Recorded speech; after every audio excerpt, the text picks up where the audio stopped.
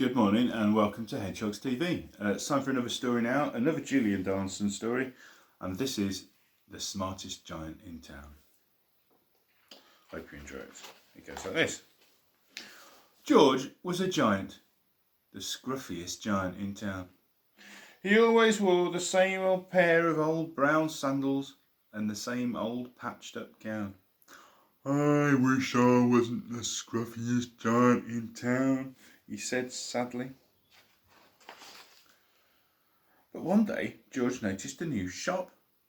It was full of smart clothes. So he bought a smart shirt, a smart pair of trousers, a smart belt, a smart stripy tie, some smart socks with diamonds up the sides, and a pair of smart shiny shoes. Now I'm the smartest giant in town, he said proudly. George left his old clothes behind in the shop. He was about to go home when he heard a sound. On the pavement stood a giraffe who was sniffing sadly. What's the matter? Asked George. It's my neck, said the giraffe. It's so very long and so very cold. I wish I had a long warm scarf. Cheer up, said George. He took off his stripy tie. It didn't match my socks anyway, he said, as he wound it round and round the giraffe's neck. It made a wonderful scarf. Thank you, said the giraffe. As George strode towards home, he sang to himself. My tie's a scarf for a cold giraffe. But look me up and down, I'm the smartest giant in town. George came to a river. On it stood a goat, who was bleating loudly. What's the matter? Asked George. It's my sail, said the goat. It blew away in a storm. I wish I had a strong new sail for my boat. Cheer up, said George. He took off his new white shirt. It kept coming untucked anyway, he said, as he tied it to the mast of the goat's boat. It made a magnificent sail. Thank you, said the goat. George strode on, singing to himself. My tie is a scarf for a cold giraffe. My shirt's on a boat as a sail for a goat. But look me up and down, I'm the smartest giant in town. George came to a tiny ruined house. Beside the house stood a white mouse with lots of little baby mice. They were all squeaking. What's the matter? Asked George. It's our house, squeaked the mother mouse. It burned down. Now we have nowhere to live. Oh, I wish we had a nice new house. Cheer up, said George, and he took off one of his shiny shoes.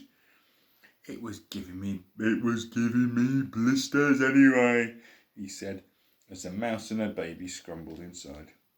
The shoe made a perfect home for them. Thank you, they squeaked. George had to hop along the road now, but he didn't mind. As he hopped, he sang to himself. My tie is a scarf for a cold giraffe. My shirt's on a boat as a sail for a goat. My shoe is a house for a little white mouse.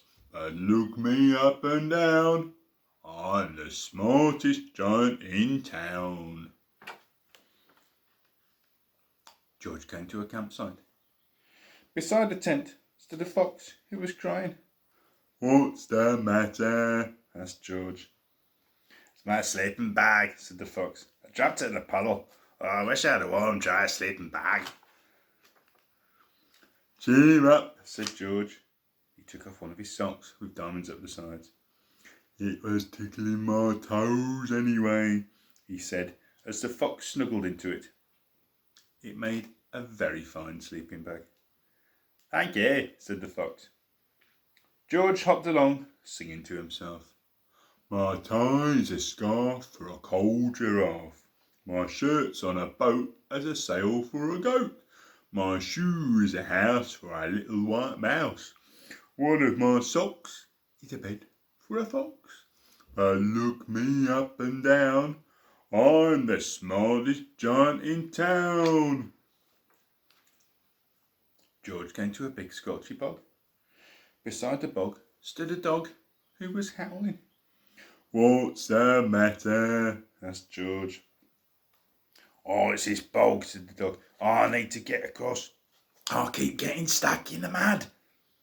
Oh, I wish there was a safe, dry path. Cheer up, said George. He took off his smart new belt. It was squashing my tummy anyway, he said as he laid it down over the bog. It made an excellent path. Ah, thank you, said the dog. The wind started to blow, but George didn't mind. He hopped on, singing to himself. My tie's a scarf for a cold giraffe. My shirt's on a boat as a sail for a goat. My shoe is a house for a little white mouse. One of my socks is a bed for a fox. My belt helped a dog who was crossing a bog. But my trousers are falling down. I'm the coldest giant in town. Suddenly George felt sad and shivery and not at all smart. He stood on one foot and thought. I'll have to go back to the shop and buy some more clothes, he decided. He turned round and hopped all the way back to the shop. But when he got there, it was closed. Oh no! Cried George. He sank down onto the doorstep and a tear rolled down his nose. He felt as sad as all the animals he'd met on his way home.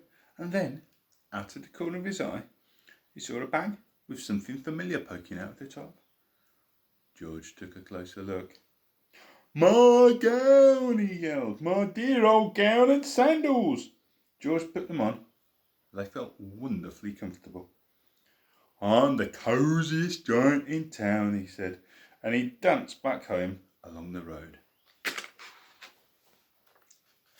Outside his front door stood all the animals he'd helped. They were carrying an enormous present. Come on, George, they said, open it. George untied the ribbon. Inside was a beautiful gold paper crown and a card. Look inside the card, George, said the animal. George put the crown on his head and opened the card. And inside it read, Your tie is a scarf for a cold giraffe. Your shirt's on a boat as a sail for a goat. Your shoe is a house for a little white mouse. One of your socks is a bed for a fox.